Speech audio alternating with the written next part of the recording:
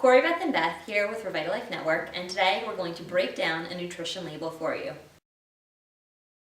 So often on the internet we see so many myths about proteins and carbohydrates weighing different amounts, and all of it's nonsense. So we're going to give you a very simple math lesson in how to read and decipher your nutrition label. So when we talk about protein, for every 1 gram of protein there's 4 calories. So if we were to have 10 grams of protein, we would multiply that number times 4 to get the number of calories, which in this case would be 40. When we talk about carbohydrates, for every 1 gram of carbohydrate, there are 4 calories as well. So 10 grams of carbohydrates would be multiplied times 4 to get 40 calories. So whether you're talking about proteins or carbohydrates, there's the same number of calories per gram of each of these macronutrients. The difference is when we talk about fat. For every 1 gram of fat, there's actually 9 calories.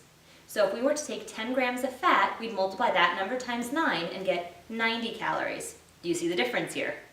When we add all 3 of these things up, we would get 170 calories in this meal.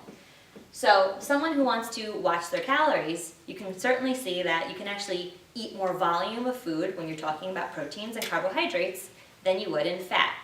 Each gram of fat contains more calories, more than double, than you would in proteins and carbohydrates. The real key is to really look at the nutrition label. Oftentimes, retailers will round numbers up, but even more often, they will round numbers down to make it seem like things are less calories. So break out your calculator or your iPhone in the grocery store, do the math, multiply your protein times 4, your carbs by 4, and your fat by 9, and see how many calories you're really consuming.